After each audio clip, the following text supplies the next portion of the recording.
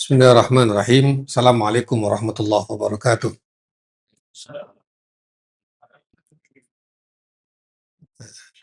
Tadi Pak Bisri menyinggung tentang basic competence.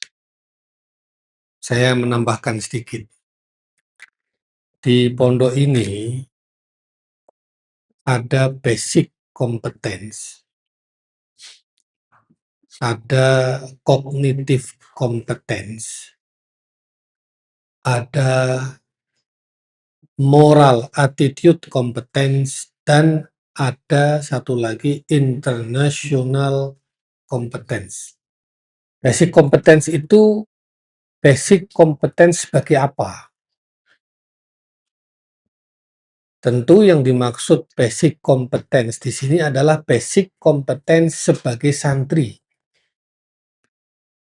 Kalau seseorang disebut santri, maka dia punya kompetensi dasar.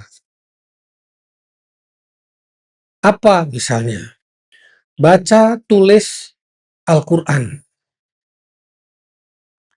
Jadi kalau baca, tulis Al-Quran tidak bisa, berarti ini basic competence dia sebagai santri tidak terpenuhi.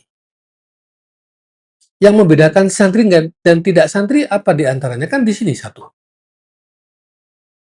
Yang kedua, ibadah amaliyah. Kan berarti anak-anak ini wudunya harus benar. Bahkan kalau perlu harus bisa tayamum. Karena sangat mungkin dia akan tayamum dalam situasi tertentu. Lalu sholat. Sholat itu bukan soal arkanus sholat, tapi juga anwa'us sholat, kaifiatus sholat. Jangan sampai ada santri tidak tahu jamak dan qashar. Kapan dibolehkan jamak dan kapan dibolehkan qashar. Ada orang yang pergi perjalanan, dia nggak jamak, nggak qashar. Pertanyaannya, dia tidak tahu ada rukhsah jamak qashar, atau dia memang tidak mau menggunakan rukhsah dan jamak qashar itu karena pemikiran-pemikiran dia memang menganut seperti itu. Kan ada dua kemungkinan. Saya pernah perjalanan dengan seseorang yang dia itu nggak pernah jamak, nggak pernah qashar. Pada perjalanannya ke luar negeri. Itu. Ini pertanyaan saya dalam hati, informasi tentang jamak qasharnya belum sampai, iya kan? Atau dia tahu ada jamak qashar, rukhsah itu, tapi dia nggak mau gunakan rukhsah itu karena dia punya pandangan atau menganut pandangan yang tidak menggunakan rukhsah itu. Nanti puasa pun demikian. Bahkan zakat haji, meskipun mungkin zakat dan haji ini masih dalam tataran kognitif, knowledge, bukan amaliyah. Mungkin dia kan belum berzakat. Mungkin dia juga belum berhaji sekarang. Tapi kalau sholat puasa kan dia lakukan tiap hari. Wirid, zikir. Jangan sampai ada santri nggak bisa zikir. Begitu. Atau santri nggak bisa doa. Nah, inilah basic competence sebagai santri.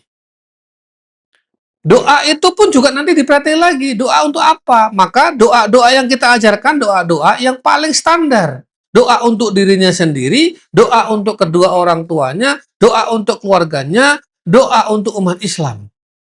Doa untuk dunia, doa untuk akhirat. Doa untuk mohon ilmu, doa untuk mohon kesehatan. Doa untuk mayit, doa sholat jenazah, dan seterusnya, dan seterusnya. Ini kompetensi dasar. Jangan sampai terlewatkan. Ini amanah. Nahnu mas'ulun. Amam Allah wa amaman nas. Jadi betul-betul kompetensi dasar ini akdun bainana wa bainallah.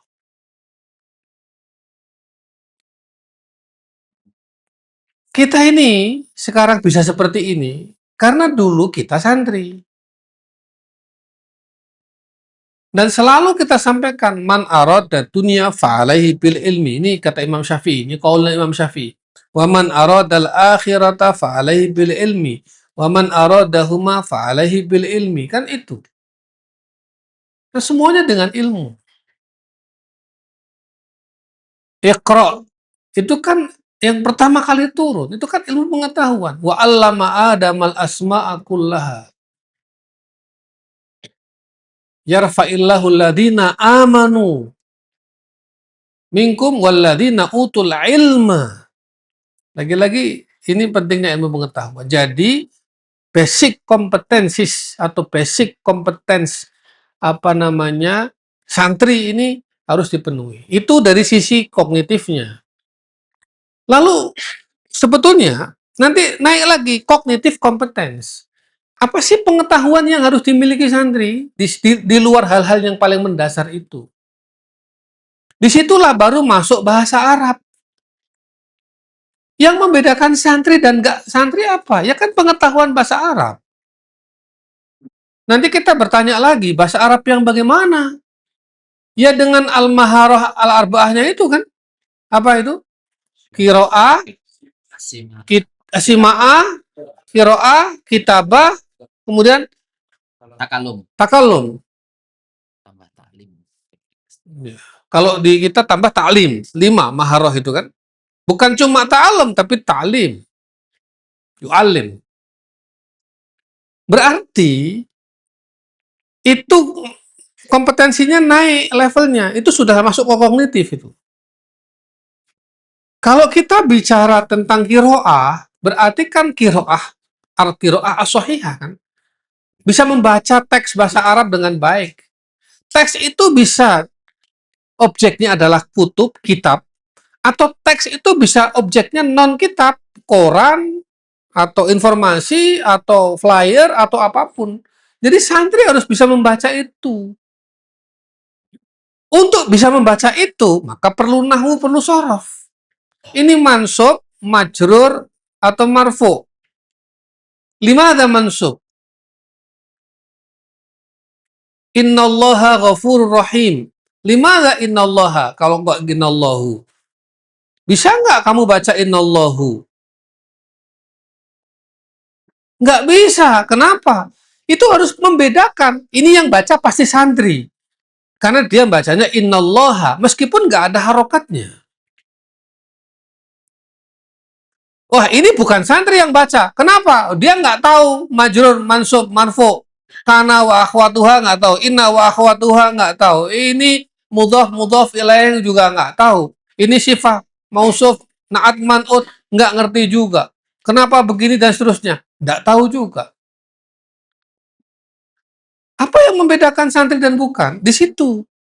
Itu kognitif kompetensis. Naik levelnya kita. Naik lagi levelnya, tentu nanti bicara Al-Quran, tafsir. Ya santri tahulah tafsir dikit-dikit. Jangan awam banget dong dengan Quran. Maka kita ajarkan tafsir. Tapi kalau hanya tafsir itu kan barang jadi. Tafsir itu kan produk. Tapi bagaimana al-wusul ila tafsir? Itulah ulumul Quran. Disitulah al-lughah. Ulumul Quran dengan al-lughah itulah yang kemudian mengkonstruksi pemahaman kita menjadi tafsir. Sehingga dengan kita ajarkan at-tafsir, kemudian kita ajarkan lagi ulumul Quran, nanti tambah lagi al-hadis, tambahkan lagi apa?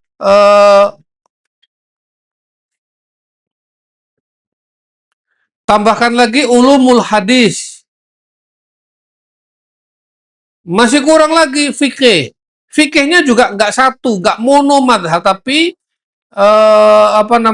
multi madhab. Kan yang kita ajarkan kelas 1, 2, 3 Syafi'i. Kelas 4 mulai dibuka usul fikihnya. Mulai dibuka fikih mukorinnya. Kelas 5 ke kelas 6 sudah fikih mukorin. Dijajar itu. Disandingkan. Ini Hanaf, ini Hanafi, Maliki, Syafi'i, Hambali. Dijajar, disanding. Diperdebatkan. Didialekkan.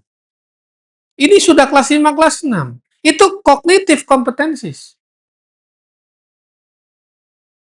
Jadi itulah yang membedakan santri dan bukan santri secara kognitif dalam konteks Islamic Studies.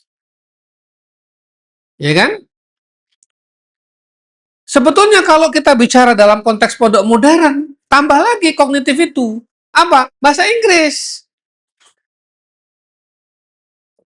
Kita kan dari awal sudah jelas sepakat bahwa di sistem pondok modern ini menggunakan bilingual. Bilingual dalam kelas, bahasa Arab dan Inggris sebagai pengantar pelajaran, bahkan buku-buku pelajarannya ditulis dengan bahasa Arab dan Inggris, dan tidak ada penerjemahan dalam pengantar pelajaran itu. Ini kan sesuatu yang udah kita sepakati bersama sejak awal. Itulah kognitif kompetensis dalam konteks pondok modern. Tambahan lagi itu. Berikutnya lagi, kita sudah sepakat juga, tentu bahasa Inggris juga dengan 4 itu, skillsnya itu kan. Listening, reading, writing, speaking. Kalau ini nanti tambah lagi teaching.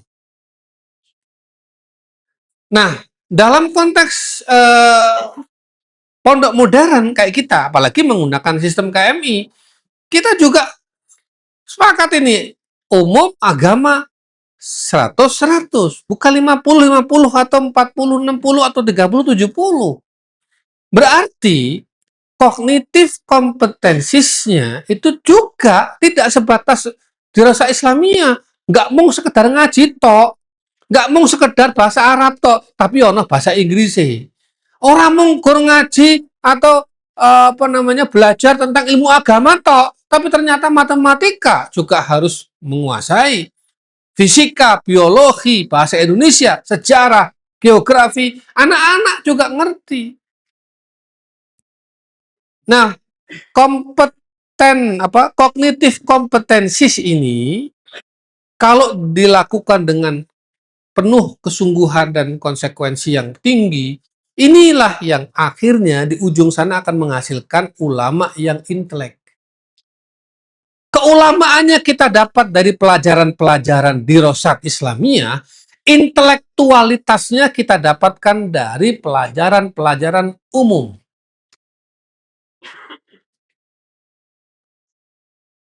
Ini kan cara berpikirnya sederhana. Ini saya majukan dari Pak Bisri. Jadi Pak Bisri sambutan, saya bikin idat sebentar ini.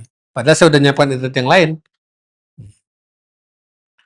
Lalu ada moral attitude competencies. Kita ini punya aturan, punya seperangkat tentang sistem perilaku di pondok modern.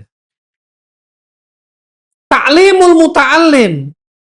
Ta'limul muta'alim tidak diajarkan. Tapi saya yakin semua yang ada di dalam ta'limul muta'alim tidak ada yang kita langgar. Bahkan mungkin kalau ditelaah lebih jauh, saya yakin punjul itu. Tusuk. Iya kan? Sekarang, taat pada guru. Pertanyaannya sampai kapan taat pada gurunya? Jangan bilang taat pada guru, disuruh pengabdian nggak mau. Kamu bilang ngaji ta'limul muta'alim. Taat pada guru. Gurunya nyuruh kamu pengabdian, kamu nggak mau. Mana? Nah kita kan tanpa ngaji itu pun, anak-anak kita kirim pengabdian ke seluruh pelosok Indonesia, nggak ada yang protes. samina wa atona, dan menerimanya bikul disuruh dengan apa ya, dengan penuh sukacita. Ya ada suka-sukanya, ada cita-citanya, ada duka-dukanya, tapi ya mereka enjoy aja. Setahun loh pengabdian, dikirim ke pelosok-pelosok itu. Itu sebetulnya dalam langkah apa? At-ta'ah. Tapi ta'ah yang rasional. Karena kita nggak menyuruh hal-hal yang nggak rasional. Ya. Nah inilah sebetulnya apa, moral attitude competence. Dan kita punya sistem sendiri. Ya mungkin tidak sama ya dengan yang lain, ya nggak apa-apa. Kan kita membangun kultur sendiri. Sopan itu tidak diukur dari gestur kan. Pak Amin kalau ketemu saya nggak perlu munduk-munduk banget. Ya cukup hormat seperlunya, salaman, selesai. Tapi yang penting itu adalah saya kasih tugas ke Pak Amin, jalankan dengan baik dan berprestasi. Itulah. Kan begitu. Ya. Jadi sopannya dalam bentuk apa? Sesuatu yang produktif, dinamis, kreatif. Kalau kamu nggak laporan sama saya, nggak sopan. Karena saya merintah. Kalau kamu ternyata kinerjanya atau apa namanya, produktivitasnya tidak maksimal, padahal saya kasih perintah, itu suul adab. Kita memaknainya seperti itu. Itulah moral dan mental apa, moral attitude competencies.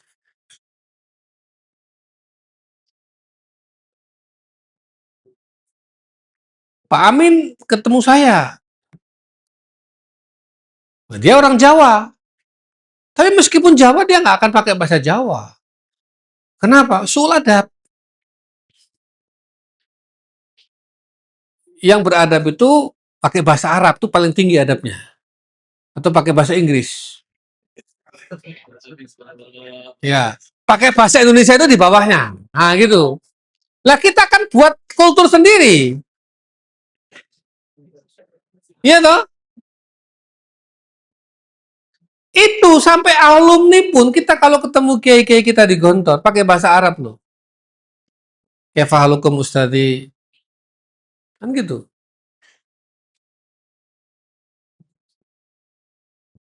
Afwan ta'akhartu fil hudur. Ana ams indi irtibatat walakin alhamdulillah al'an ana baina aidikum wa nurid an nakhdum wa nahnu fi khidmatikum. Itu spontan yang kita ucapkan kepada guru-guru kita. Dari mana? Dari didikan dan bentukan format yang dicetak dulu ketika kita mondok. Jangan dirusak pakem ini. Saya kemarin ketemu Ustadz Khairi Habibullah ya di mana? Di Gontor itu. Kan dulu guru bahasa Inggris. Saya ketemunya pakai bahasa Inggris kok. Assalamualaikum. How are you? Sir, fine. Alhamdulillah. Okay, you are very good looking and always young. Wah, alhamdulillah gitu. Dan orang nggak Pak Bisri atau siapapun yang denger nggak akan ngira saya ini lagi belagu, enggak. Itu sesuatu yang biasa. Tapi kalau ini nggak dibentuk dari awal, moral attitude kompetensi ini, kalau kira-kira saya ketemu guru saya, how are you sir? Nah, gitu kan, laga orang. Sok bahasa Inggris. Hah? Ya? Kita tidak begitu. Coba Pak Haris besok ketemu saya, apa? Lapor tuh bahasa Inggrisnya apa? Lapor, bahasa Inggrisnya apa? Lapor gitu apa bahasa Inggris? Report sir, I will report to you the sound system arrangement. Ha, gitu. Ya misalnya gitu. Itu bisa jadi Pak Haris akan laporan begitu. Dan itu bagi kita bukan sesuatu yang opore sok Inggris-Inggrisan. Enggak begitu. Begitu Pak Haris besok laporan sama saya pakai bahasa Inggris, saya akan berusaha menjawabnya pakai bahasa Inggris. Ini sudah menjadi kode etik tak tertulis di dalam interaksi guru dan santri. Ini moral attitude competence. Nah, ada lagi namanya international competence. Yaitu tadi bahasa Arab, bahasa Inggris, wawasan dan seterusnya itu. Ya. Jadi saya kira itu.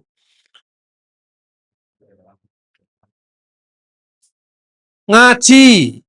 Ngaji itu ya kan basic competence tuh. Masuk santri lah ngaji. Ini jadi santri kita mesti ngaji. Cuma kita memaknai ngaji dalam arti yang lebih luas. Ngaji itu yang ngaji Quran. Ini masuk kelas tuh yang ngaji.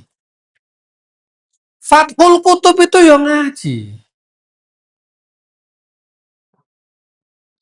Kita ini mengadakan Fathul Kutub itu termasuk luar biasa. Bayangkan, santri seusia kelas 3 aliyah atau kelas 6 di sini, itu diberi akses tak terbatas, seluas-luasnya, semaksimal kemampuan dia dalam mengeksplorasi itu kepada kitab-kitab itu. Baik offline maupun online. Baik melalui hard library maupun melalui digital library. Cuma kan ngaji itu difahami oleh kita lebih luas. Ngaji Quran, ngaji kitab. Nah, ngaji kitabnya ini kan bukan 1, 2, 3, 4 kitab. Ada yang ngaji kitab dalam arti kitab yang kita baca, ada kitab itu yang bersifat madrasi, yang sudah ditulis ulang dalam bentuk diktat pelajaran. Itu ngaji juga menurut kita. Anak-anak ke Fathul Kutub itu ya ngaji juga. Apalagi selama berapa, 2 pekan Fathul Kutub, ya kan? 2 pekan. 2 pekan anak-anak di perpustakaan. 2 pekan anak-anak itu berselancar di digital library, perpustakaan digital dengan maktabah syamilahnya, maktabah islamiyahnya, maktabah jamiahnya, apalagi itu banyak sekali program-programnya. Belasan ribu kitab berselancar di situ seperti Bahsul Masail itu ngaji juga. Bahkan nggak cuma itu, anak-anak itu bikin paper dalam bahasa Arab, dikoreksi kan itu, dikoreksi susunan katanya. Jadi nggak cuma baca kitab, membaca, memahami, menulis resume, bahas, artikel. Anu juga, presentasi kan? Mempresentasikannya. Ini kan kompetensi kita empat-empatnya itu, membaca Qiraatul Kutub, ya, Fathul Kutub. Faham, sampai kepada Fahmul Kutub. Kemudian menulis Alkitabah, bahkan takalum, presentasi dia dalam bahasa itu. Ini semua adalah kompetensi. Yang berikutnya lagi, ya anak-anak kita kan banyak juga yang diterima di PTN kan, ada yang diterima di IPB, ya nggak itu, akuntansi, mana lagi kemarin, Undip, hukum, yang di Brawijaya apa tadi, tata kota, planologi ya, terus apa lagi, kedokteran, Hah? Perikanan, komputer, dan lain sebagainya lah. Iya, ya diterima di PTN itu prestasi, tapi ya bukan prestasi satu-satunya. Yang diterima di PTS itu ya prestasi juga. Yang diterima di luar negeri prestasi. Yang tidak kuliah, lalu dia neruskan bisnis bapaknya, itu prestasi loh. Nggak mudah loh. Anak usia baru selesai kuliah, selesai mondok, tiba-tiba bapaknya udah sepuh, bisnisnya diserahkan ke dia, ya kan? Dia berarti mengelola bisnis dengan aset yang sudah lumayan, mengelola karyawan jumlahnya sekian orang. Bagaimana dia bertahan, bisnisnya survive, bahkan naik, itu mungkin lebih tinggi daripada yang kuliah.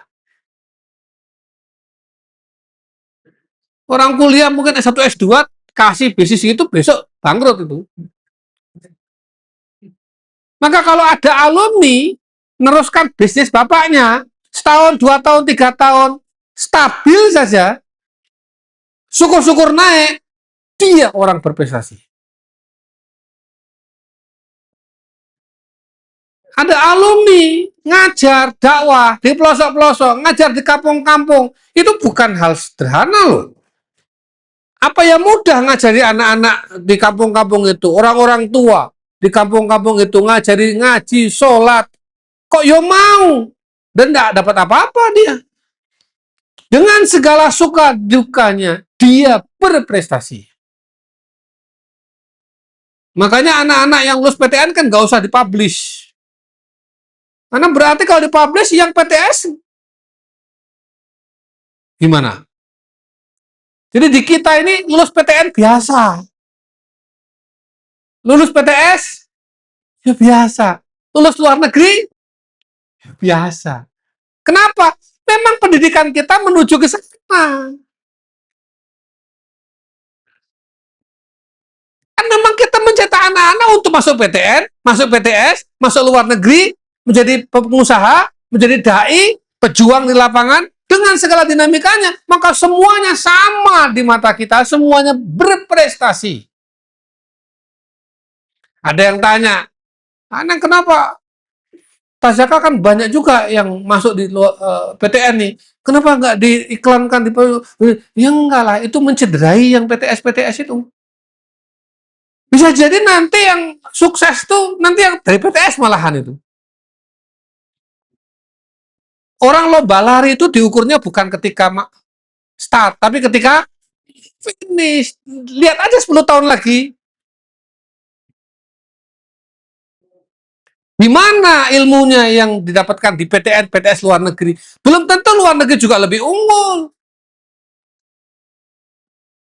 Luar negeri mana dulu? Kan itu kan? Bagaimana dia di luar negeri? Nah itu. Jadi prestasi itu cara kita melihat prestasi bukan itu, tapi kebermanfaatan. Begitu, ya. Cuma ya kalau ditanya santri Tasaka banyak yang masuk PTN, ya banyak lumayan lah. Dari 100-an yang lulus kan ada 15%-an kan? Ya kalau negeri ya sekitar 15%-an. Yang lainnya ya macam-macam. Ada yang sampai sekarang itu nggak kuliah. Ada yang sampai nggak kuliah. Tapi meneruskan bisnis bapaknya toh. Bapaknya punya usaha. Saya amati anak itu. Usahanya kok tambah maju, kreatif dia. Oh, anak hebat ini. Dia bisa ngelola perusahaan, padahal dia nggak pernah sekolah bisnis. Itu top itu. Ya, insyaallah itu saja. Aku qouli hada.